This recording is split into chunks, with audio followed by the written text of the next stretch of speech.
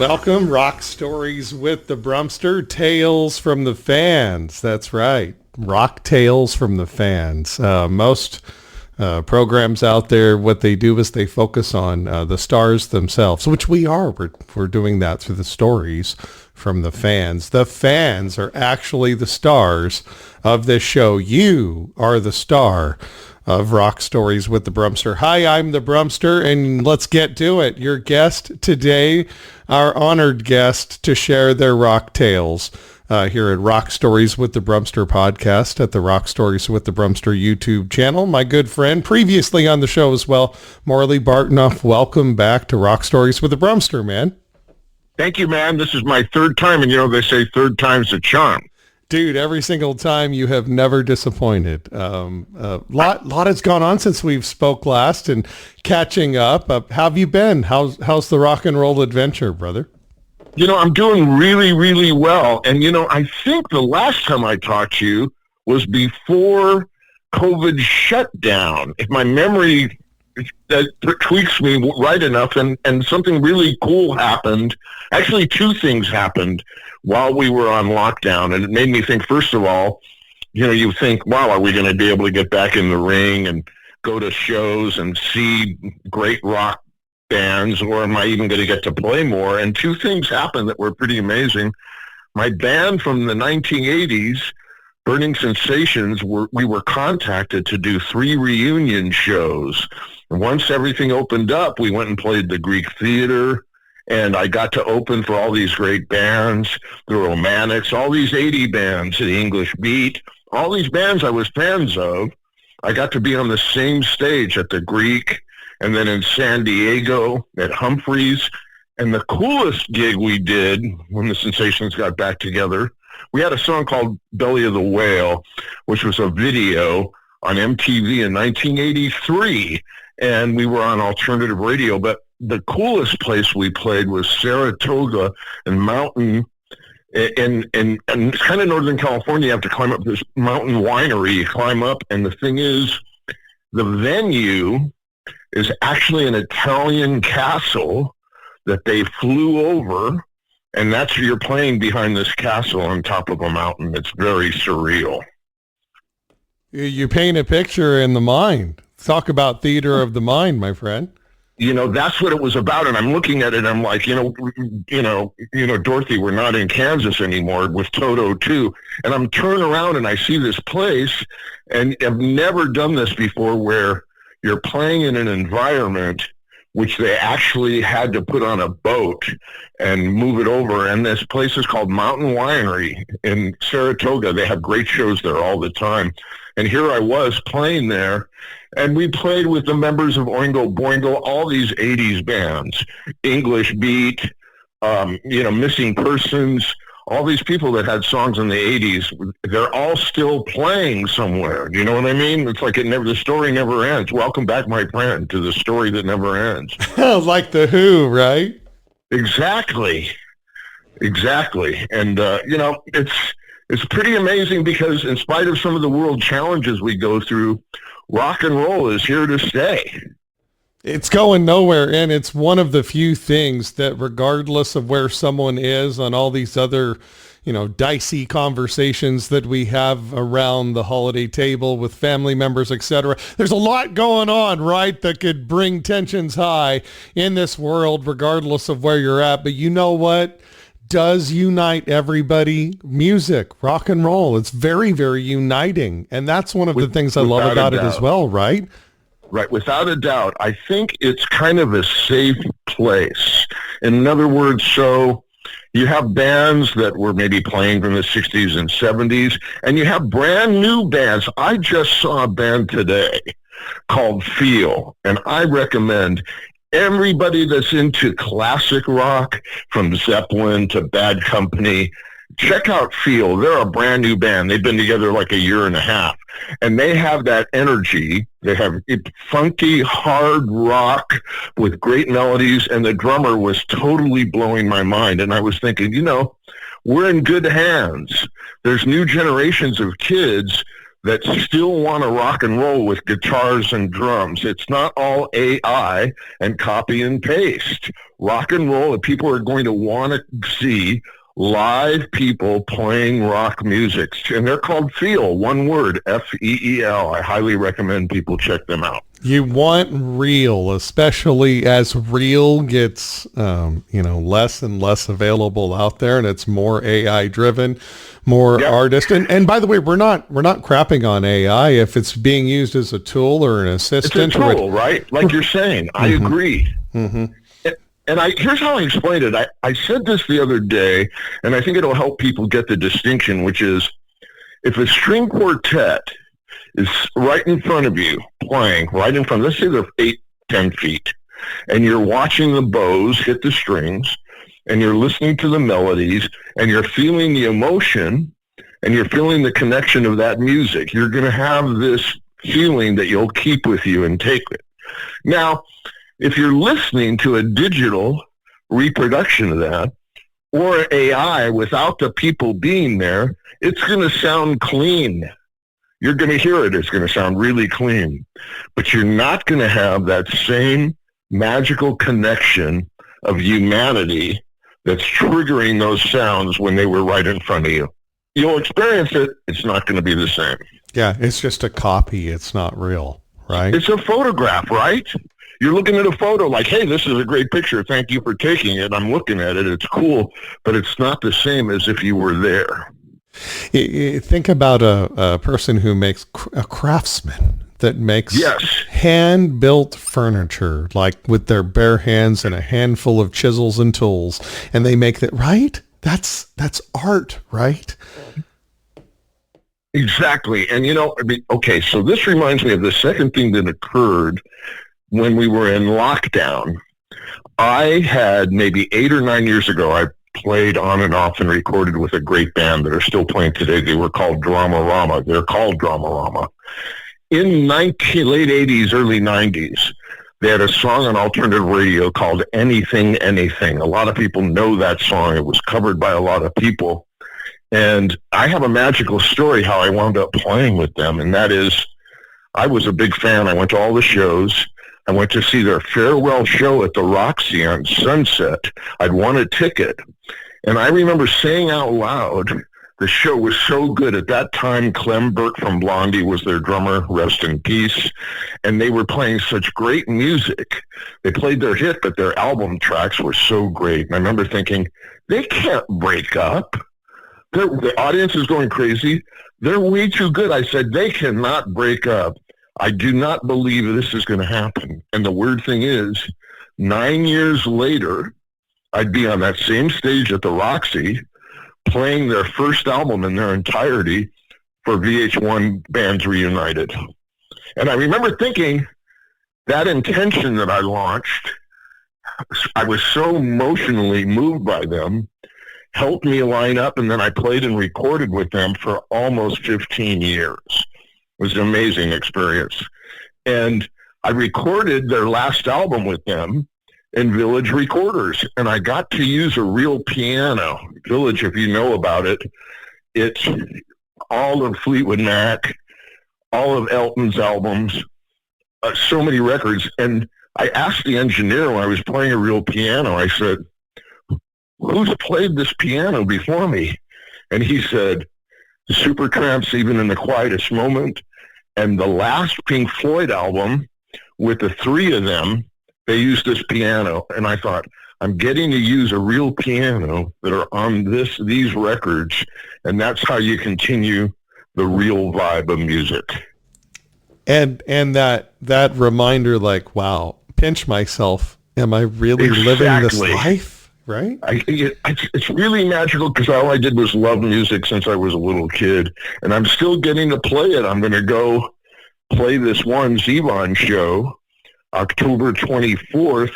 It's part of the Wild Honey Orchestra, something that I've been with. And it was funny because I'm playing on a couple songs, but I get to watch all these great people, Jackson Browne, Dwight Yoakam, Fountains of Wayne, Marshall Crenshaw, just all these great people are going to play, and I get to play with them October 24th at the United Theater on Broadway, downtown LA, and all the money goes to a great cause.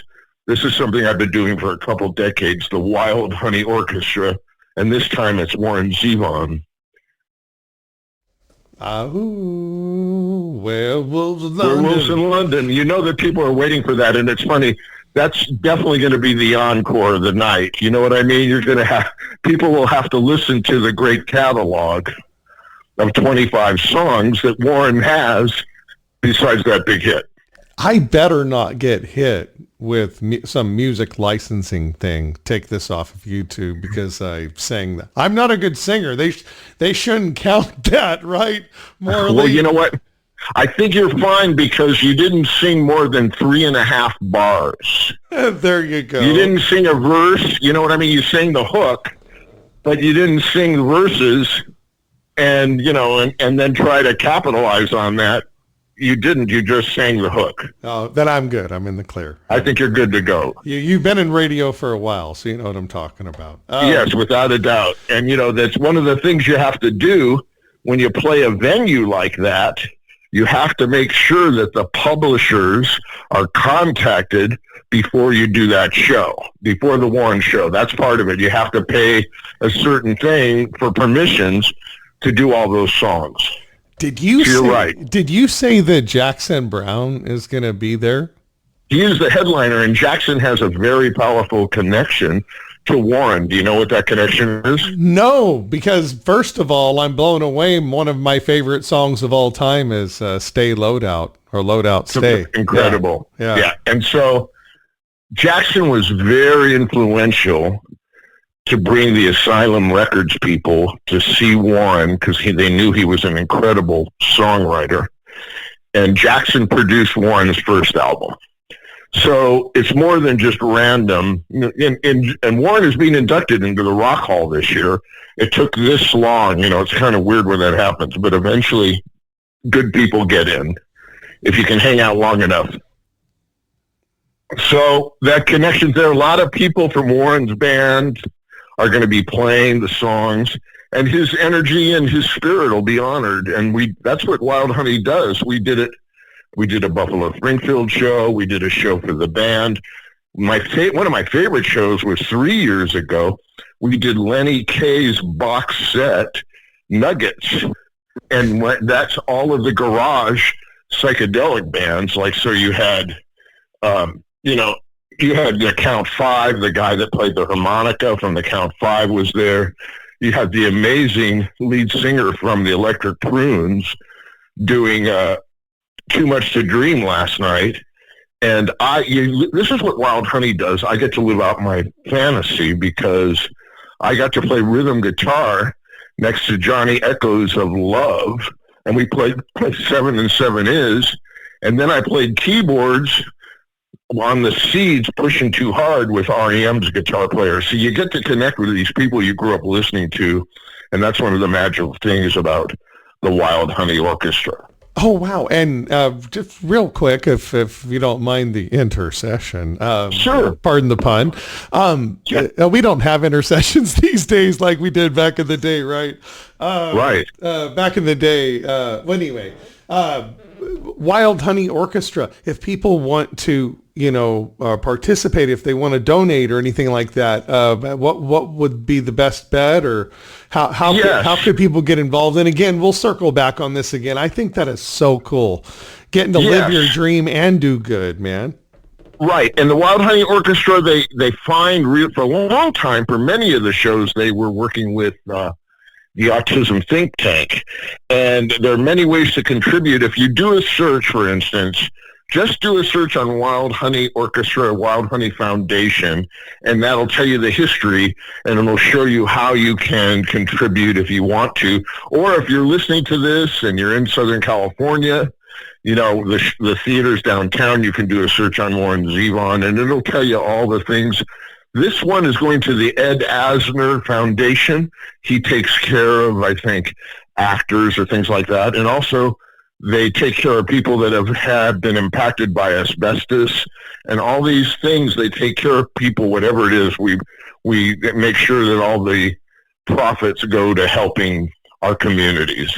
That's awesome, man. Wild Honey Orchestra, folks, check it out. Rock Stories Yes. with the Brumster, our guest, Morley Bartnoff. You mentioned, of course, the connection. I was unaware that Jackson Browne actually, produced Warren Zevon's first album. That's His very first album, yes. wow, what a connection. And to get to play up there with all those great stars that you're talking about, guitarist for REM, wow. I will actually probably see a lot of them, and then I'm going to play with members of the Smithereens are going to be there. You never quite know. It's going to be a kind of a round table of different people that show up, and we're going to do 25 Warren songs. Some of them people know. Lawyers, Guns, and Money is one of them, and he has some really beautiful songs. A couple of them Linda Ronstadt covered. And, he's really a great songwriter. He even wrote a wonderful song for the Turtles called Outside Chance. And I'm going to play keyboards on that. So it's one of those threads that keep going. You honor the spirits of people that contribute great to music, and I'm honored to be able to play a Warren Zevon song during that show. And you keep mentioning, you said the thread, you keep mentioning those names, or you mentioned those names, and Linda Ronstadt, Jackson Browne, Warren Zevon, and it's just like, wow, all those connections. They were all very connected because Linda Ronstadt, of course, had the Eagles as her backup band, basically, and then you got... Yes. Was that David Geffen, or who was there? Yes, Geffen was in charge of the asylum, of Electra Asylum. What's funny about that is I have a joke, and that joke is there are millions of bands and artists in the world. But when you're in one, there are only 6, and you all know each other. Like that thread is connecting and keeps going. And, there's band families, I like to say, like all the people that... are in Dramarama. For instance, the original bass player, Chris Carter, has a show on Sirius XM, the British Invasion, and he does Breakfast with the Beatles. And this December, I'll go in with my friends Jim LaSpisa and Mark Englert and Luis Lopez, and we go in and we're called I Am the Eggnog. That's what we're called. And we go in once a year on KLOS, and we underscore the entire Breakfast with the Beatles the Sunday right before Christmas. I Am the Eggnog. You can listen for us on KLOS, December 21st at 9 a.m. West Coast time. I am the eggnog. I am the walrus. Okay, again, exactly. Just the hook, Brumster. Just I am the hook. Eggnog. I am the eggnog latte. Really is what happens there. Oh my God, you made me laugh. That's so funny. I'm glad. Laughter is a good thing today, more than ever, I think. Oh, and positive stories too. Forgive me for being so stuck on this Jackson Browne thing, but yeah, part of that thread with the asylum at Geffen's, and you could probably speak to this better than I with your connections and friendships here with these folks, but didn't Jackson Browne also wrote Take It Easy for Glenn Frey? Yes. Right? And so all these threads, man. Wow. Well, here's the thread, too. Now, maybe you know this, but, there's a couple of the scenes inside the Eagles, it rhymes, right? In the Eagles' second album, it was recorded in England, bunch of outlaws. I forget the name. I bet you remember the name of the album, but it had a gatefold, and you see that they're all dressed as cowboys, and some of them are tied up and they're on the ground. And if you look really closely at the pictures, J.D. Souther and Jackson Browne are 2 people that are on the ground with the Eagles. Nice. In that album. Well placed. They're supposed to be there, right? Without a doubt, because there's a thread of them all writing songs together, and then eventually having their own great careers, right? Or there was also the Souther, Hillman, and Foray band. Do you remember that? No. So this is what I'm saying, right? So you had a Bird, Chris Hillman, and you had Richie Foray from Buffalo Springfield. They have 2 or 3 records out. You can seek them. And, and then J.D. Souther, who wrote for Linda Ronstadt and the Eagles. Like, there was an extended family there with all of them. And eventually Asylum said, hey, There was Crosby, Stills, and Nash. What about Souther, Hillman, and Foray? It didn't quite pan as big, but you understand the thought process, right? Right, where they were headed. What was hot at the time? Is that what it was? Well, yes. I mean, trios, right? You had three people, Crosby, Stills, and Nash, that were with obviously really great previous bands. And then what if we put them together and they had an incredible harmony blend, and then they created their own universe outside their original bands, right? Do you really get into the songwriting side of it as well? You also do play, obviously, but do you really get into songwriting too? Yes. As a matter of fact, I have two songs in the closing credits of movies. One is The Mayor of the Sunset Strip, which tells a story about DJ Rodney Bingenheimer. And if you see that movie, you can see it on YouTube for free, but you want a better copy than that. But if you watch at the end credits, I have a song called For the Time Being. And those lyrics are, when you're down, appreciate the blame away. And, you can choose change.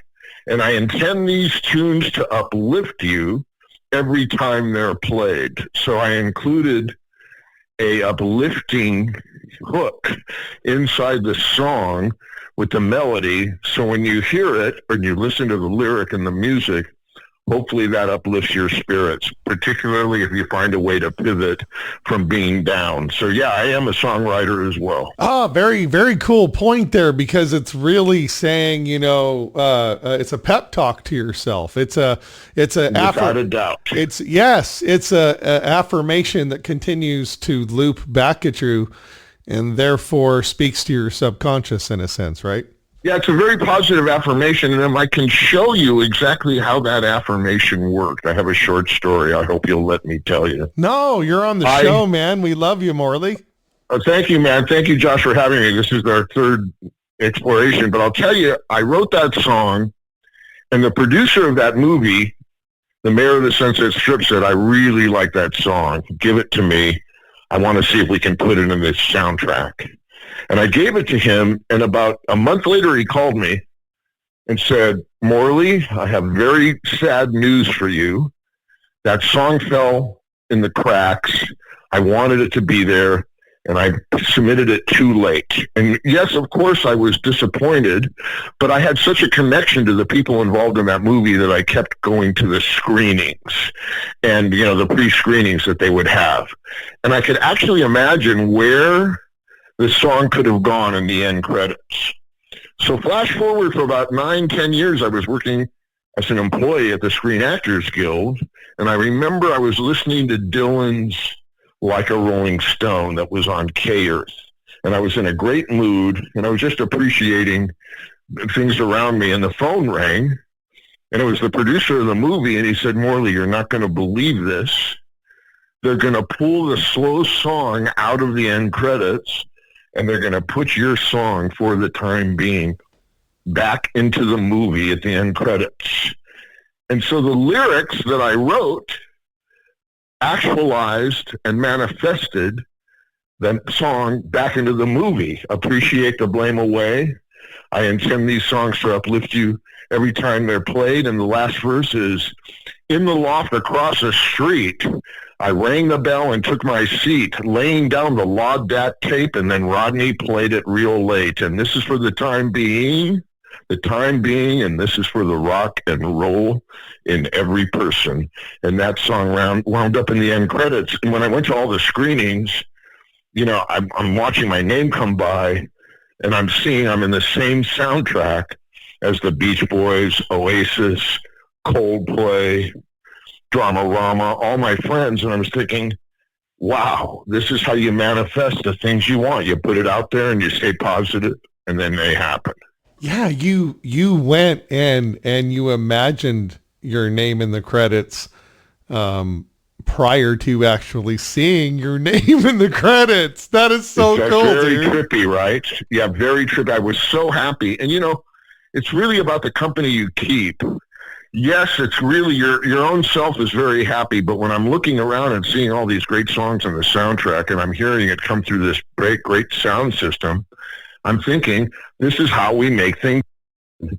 You stay positive, you put it out there, and you get yourself in alignment to what it is you really want and stay uplifted and try to uplift people. That's what I do. Yeah, same exact kind of thing. I'm re-releasing all these amazing, it came to me this feeling like there's this pile of gold on Rock Stories with the Brumster YouTube channel there with all these fans, amazing memories and stories of their favorite concerts, and they're the stars of the show. I love it. That's the whole point, is that the fan is the star of the show. I mean, and I love that.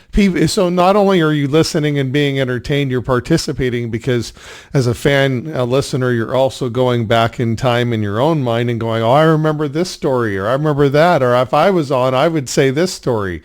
And that kind of psychic participation almost is just en masse, I think, is amazing. And it's such a positive show because it like we spoke to earlier, unifies everybody regardless of what stripe you are as a person. And because it's so unifying and positive, and everyone not only listens and gets entertained, but they also participate in their own mind. And that's why it's going to work. So I look at it and I'm like, we need to re-release these in little shorts because of that's fantastic. Yes. Attention spans, right? And I imagined, I have 3 or 4, I had 2 up there, and I imagine all my shorts, just a big wall of them there. Well, I'm going to go and subscribe to your YouTube page as soon as we're done here so that I can be linked in, as they say.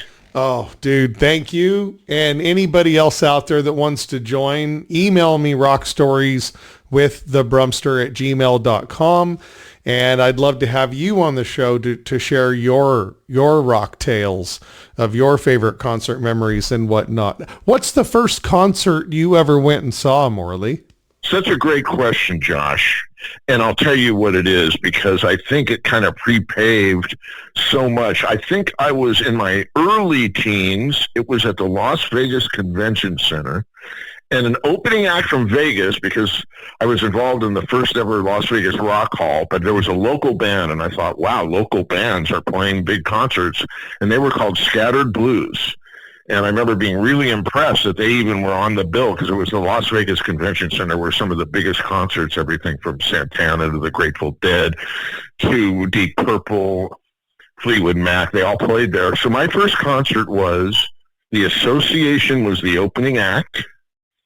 They were followed by Sir Doug Quintet, who people thought were British at the time, with She's About a Mover. And the headline, 1966, August, were the Beach Boys. And that kind of blew my mind. And that was a great show. One of the great first concerts I saw at the Las Vegas Ice Palace was Led Zeppelin's first tour as Led Zeppelin. Really? What was that like? I mean... Well, I'm going to tell you, first of all, they weren't introduced. They ran on stage. It was so early that they were still calling Lemon Song Killin' Floor by its original name. They weren't even calling it Lemon Song because the second album wasn't out yet. So I'm sitting there. I'd never seen anything like it. Page brings out the violin bow and does that thing where he delays the sound and points the bow at you, and then the guitar happens. So they're doing Babe, I'm Going to Leave You, How Many More Times, Communication Breakdown, all of those songs. They do 2 Yardbird songs because Page had just come from them. That's right. And my mind is blown. My teenage mind, I had never seen. I think I was really watching the next step in rock music because, soon metal and hard rock would happen much bigger, but Led Zeppelin kind of turned up the whole thing. And here's my little almost famous story. The concert ends. I can't move. I want to stay in that energy. So I stay there. Everyone leaves, and I'm just staring at the stage. And about 15 feet to my right, I hear 2 British accents talking to each other, and they say, "This is really great, man. You got to come back here during our vacation." And I look to my right, and there's Plant and Page talking to each other about their good time in Las Vegas, and I watched them go backstage. I will never forget that night, ever. 1969, ladies and gentlemen. That is a time machine right there. Yep. It felt like like a elevator door right there. Like you opened it up. I got in. I said, go ahead and take me to the Led Zeppelin floor, please. And you pushed the button and you took us there, man. Like, what a good storyteller. Can you imagine that? I'm sitting in the back seat of somebody's car, and Led Zeppelin 2 is being played, and I'm listening to the middle of Whole Lot of Love, and the crazy section in the middle, and all of the guitar and the crazy sounds are going from my left ear to the right ear. This is before I heard Hendrix even. I'm thinking, what is this? We're not in Kansas anymore, Dorothy. Man. And like you started to play after this, or were you already playing at this point? Well, I was just beginning. Like there was a piano at the house, and I'm going to tell you what triggered me I wanted to play music is my mother gave me this microphone when I just started the 10th grade in high school at Clark High in Las Vegas. And this microphone could go inside the piano. So if you were playing in a big room or a gymnasium, people could hear it. Like instead of a piano that was quiet. So it was a talent show. The entire school's in the gymnasium. And I'm playing a song called Summer Rain by Johnny Rivers. You probably know him from Secret Agent Man. And but anyway, Summer Rain was a really cool song. And in the middle of the song, Johnny sings the lyric, Sgt. Pepper's Lonely Hearts Club Band. That's the lyric. So when I'm playing that instrumentally, I took this big Jerry Lee Lewis piano solo, and at the end of the song, the entire school stood up and screamed, and I thought, this is what I want to do. I like that. So that was the beginning, and I thought, you get kind of like, whoa, the crowd is telling you, yes, keep going. Their applause, even at high school age. And I'm on like 75 different records. I never made tons of money, but I've always worked and gotten paid, and I'm still doing it. I'm still crazy after all these years. You're still living your dream, Yep. And it's the reason why that's sustained, I believe, is because of your positive attitude, your good intention, and your follow through, your acts of faith to go beyond just believing that it can happen, but you're doing it. And yeah, man, that is awesome, dude. That's awesome. Thank you, man. But what's your favorite place to play that you've ever, do you have certain places that are like your top places you enjoy playing music at? There's been the Greek Theater is a great thing. I've done that 3 times, all with Dramarama, once with Burning Sensations. One of the most beautiful places is the Santa Barbara County Bowl, where in 1975, I went with a friend of mine, and we saw Crosby, Nash, who introduced their very special guest, Carole King. So I'm hearing these harmonies with Carole King, Crosby, and Nash, and I'm thinking, what a beautiful sound, and I'm in this beautiful place. And then 8 years later, Burning Sensations would tour with Peter Tosh, and we were back there playing at that same beautiful venue, which is outside the Santa Barbara County Bowl, maybe one of the more beautiful places. That's one of the great memories I have. And the other one was when the Sensations opened 3 shows for Roxy Music. We played the Universal Amphitheater. That was a really cool show. I was very nervous because prior to that, we had played a small club. And the first night, so we went from playing for 250 people to 9,000 people. And I remember my heart beating so fast, like saying, oh my God, this is not the same scene, man. But that was really good for me. And eventually you get used to that. Yeah, I still remember getting up in front of like a bar night radio live remote where we DJ like a bar night for the Fox in Fresno, classic rock. and, just being nervous at my first, call-ins from there on the air, or nervous from my first call-in remote at the baseball game that I did one time, and little things. And then suddenly you get on stage and I introduce Styx, and, there's like 10,000 people. Yeah. Just like, it's awesome. It's an awesome feeling.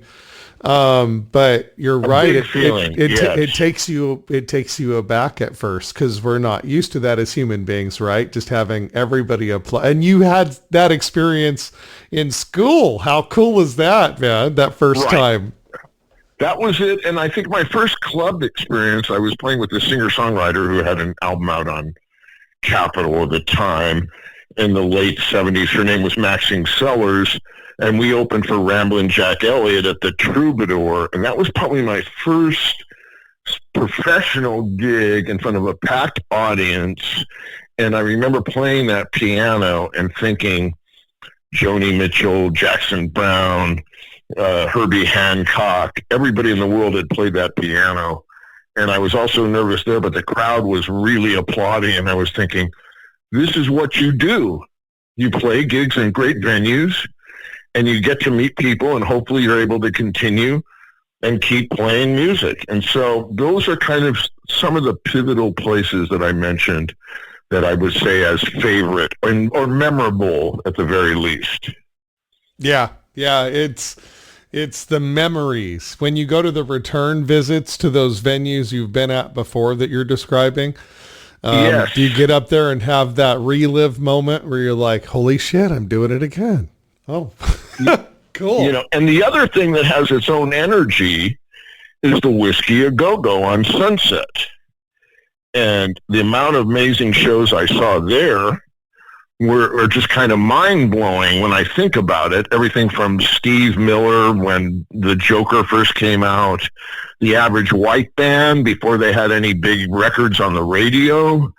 And I keep thinking, I saw the very first Oasis show. I paid $6 to see Oasis, and now the tickets are $600. And I saw I went through a kind of a Brit pop thing where I saw the band the Verve, and I saw a band called Chapter House. And I really had a great time going to shows at the Whiskey. And eventually Burning Sensations would play the 20th anniversary, and this shows you I'm a little bit of a geezer. And then when I was playing with Dramarama, we played both the 40th and the 50th anniversary at the Whiskey A Go-Go. So I like to tell people, your vibe is where you leave it. It's the feeling that people get from being with you, right? Or when they hear your music. Like, what is your favorite music to this day that you like to tune into to uplift yourself? Is it your music, or, as far as others that you love, some of the other artists? It's a combination. It's a combination of all that. And I want to mention my good friend John Raskin, Bugs Tomorrow, because we had some great shows. We were at a record on Casablanca, but we had some great shows opening for great bands at the Whiskey. We opened for a band called The Beat, and they were kind of a power pop band in the 80s, and we opened for a band called The Shirts, and they had an actress that was in that band, and we opened for a couple of really cool bands. We opened for The Romantics and one other band I'm thinking, but that was really cool, Bugs Tomorrow, and I remember thinking this was kind of the next step before I started playing with Burning Sensations and Dramarama, and John Raskin really I feel like I was in Rock School 101. Like, we didn't become very big, but I learned so much from just being in that experience. Right on. You learn so much, and absorption, right? And yes. Getting to actually do it, not just listen. How cool. Yeah, I feel, listen, I'm very blessed that I've got to kind of continuously find some type of cool gig. Like, completing my second solo album, Cosmo Topper, if I may mention the name. It's called Retrofit, the vinyl bon voyage of Cosmo Topper. And Cosmo has a few songs in movies, and I'm writing that. And I keep thinking that I love to write my own music, but if somebody says, hey, we want a keyboard player. Okay, we're going to travel, we're going to record, let's go do it. But part of me says, you want to focus on my own music because I'm such a band guy, I can get distracted. It's not a bad distraction, but it's something that I like to think, hey, focus and finish your record. Right. Keep your eye on the prize, which... A little bit, yes. Yeah. Yeah. Are you the type of guy that gets creative but also has the shiny thing over here thing? I know that happens from time to some of us creative folks. You make these bonds. You have these family bonds, and I really like connecting with people. I like recording at other people's studios. I like the fact of working with people as opposed to just being in a room with headphones and only doing it by myself. I think that the magic happens when there's more than one person being creative. Yeah, collaboration, right? Big time. Yeah, some of the best ever collaboration. To go back to the thread you're talking about in Geffen's Asylum. Yes. That's the type of, they had patience back then where they would kind of let you put out a few shitty albums to work your way through stuff, huh? Yes, there was a time where they were not hassling you. Well, I want to say something really positive about Elektra Records and Jack Holtzman because he was brilliant.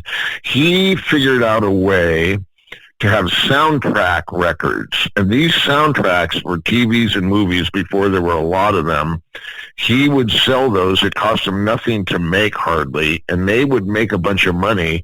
And from Elektra being successful in selling those albums, he would sign acts, and you didn't have to have a hit single. You could go ahead and make your art.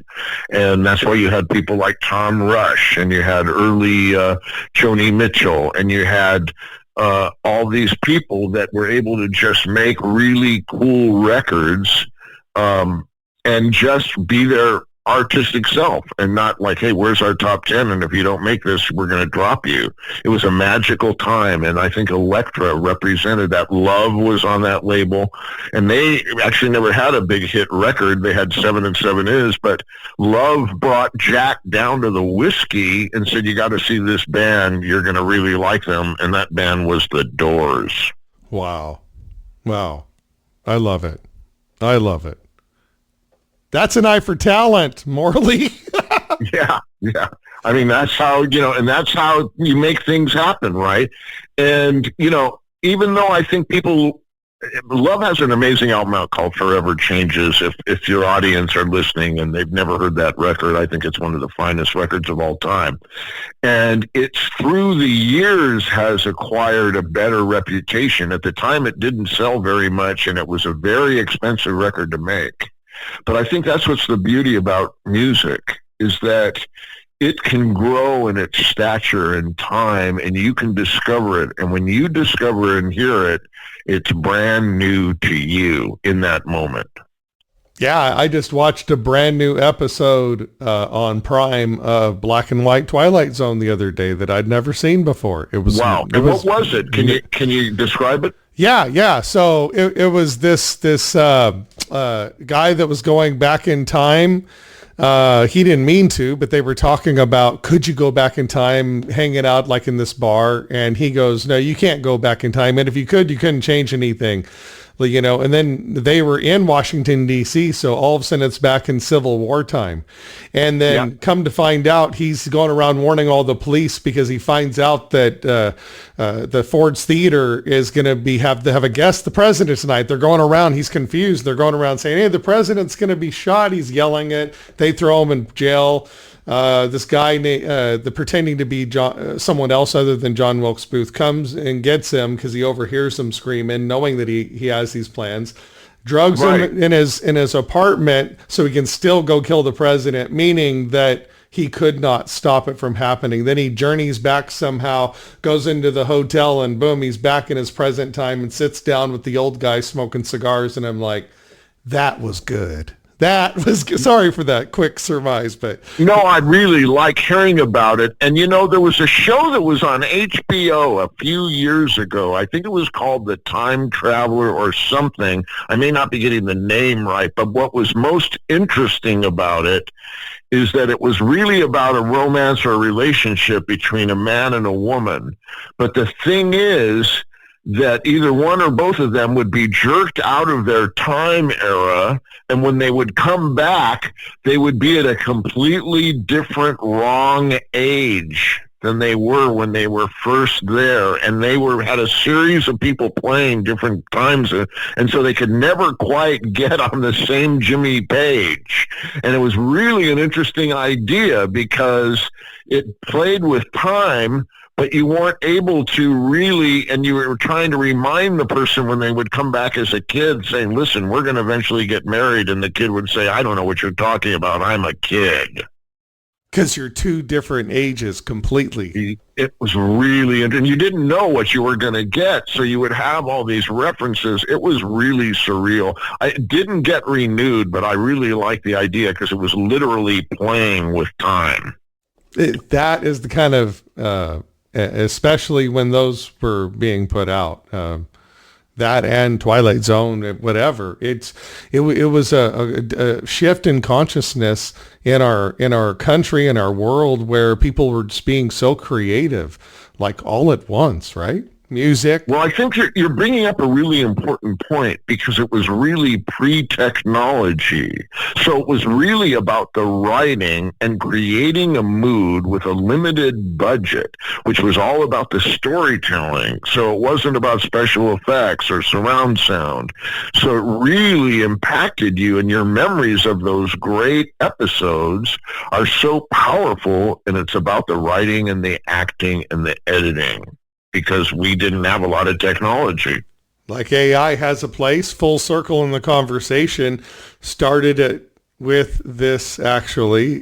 People are going to prefer real.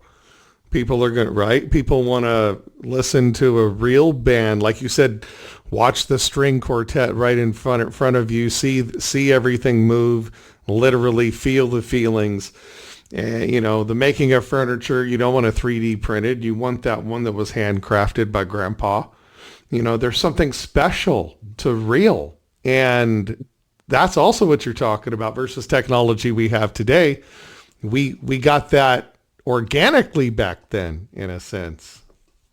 Keith Richards says in his book that anything more than like 8 tracks or 4 microphones, you're getting more separated away from the music of what you want to communicate. So you have more choices now, right? You could go endless, like how many tracks do you need? You can keep overdubbing.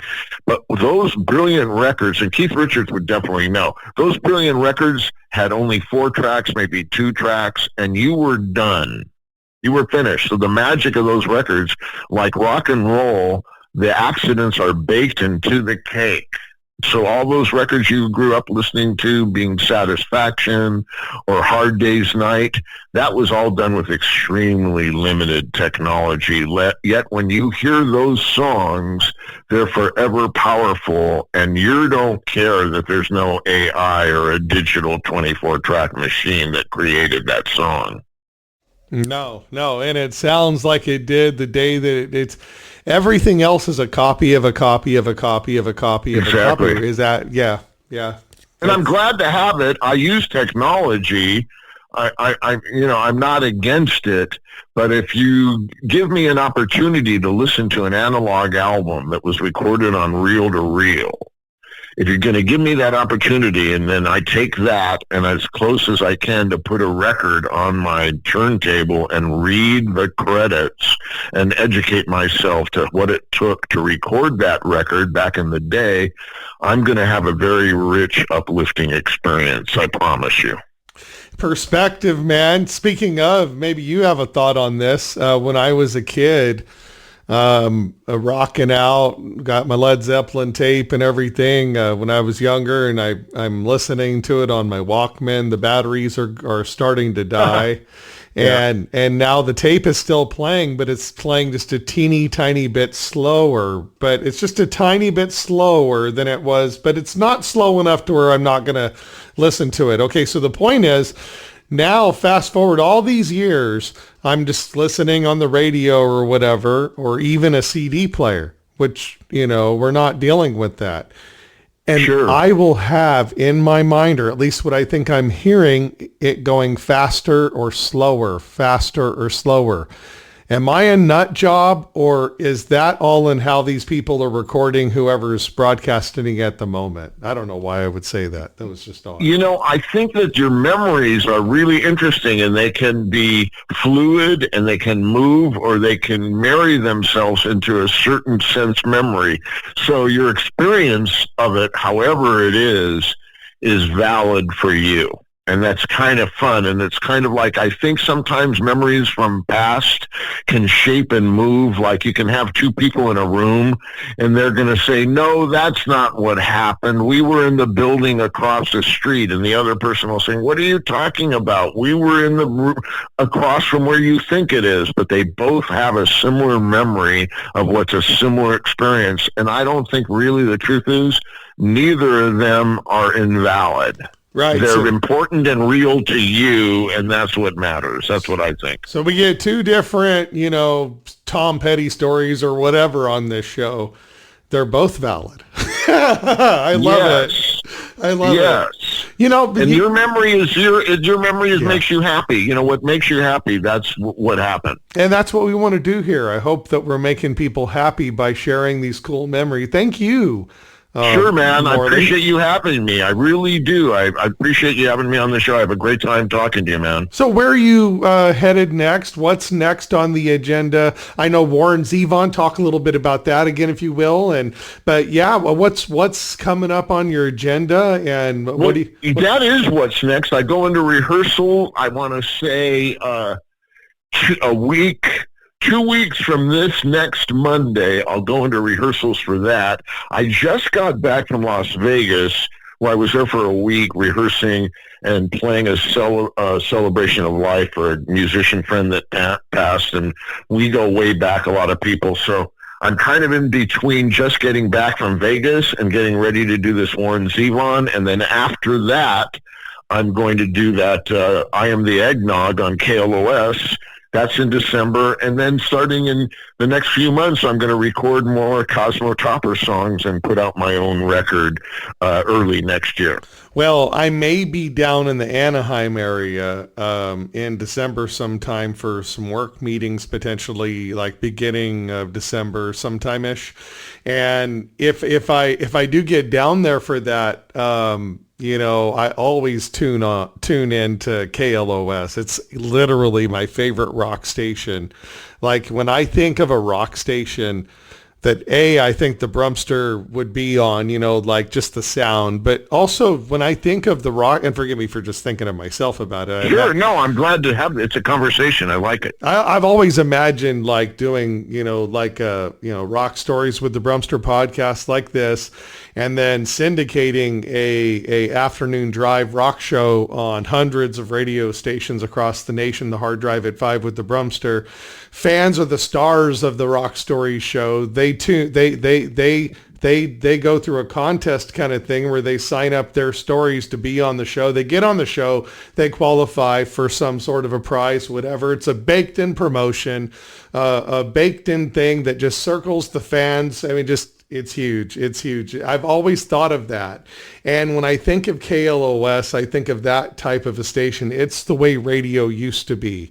It's not, I don't tune in and think, oh, that's voice tracked, which I have an ear for, right? Like we have an eye for AI. It's real. It's real radio, KLOS is. It's live radio. And I will say this to people, that even if you're not in Los Angeles, you can find 95.5 KLOS FM, and that streams. You can find the stream, and I'll tell you, December 24th 21st, 9 a.m. West Coast time to 12 p.m. You can hear myself and my good friend Mark Englert and Jim Laspiza, who's now playing with Al Jardine, and producer Luis Lopez, and we will be underscoring Breakfast with the Beatles December 21st on KLOS FM 95.5. Yeah! Oh my God, that's so cool. I love it. And the way they do their segues between songs is so old school, where we would just be hanging onto the board to do it perfect. There was no fucking automatically doing it for us shit. We were artists running something, us DJs back then. When I listen to KLOS, I can see the dude just like me and all my radio friends just from back in the day when it was old school, done the old way, live. Exactly. Hanging on to the sliders and just boom, boom, boom. Oh, I could just see it, man. I love radio. That's so cool. That is great, man. I really enjoyed this conversation with you, Josh, and I'm sure maybe in the future we'll do this again. Yeah, I'd love to have you back on again, and good luck at the Warren Zevon show and with all your friends, and you rock. God bless you, man. Thanks, Morley. God bless you too, man. Thank you for everything, man. All right, you too, bro. Have a good day. Bye-bye. Bye.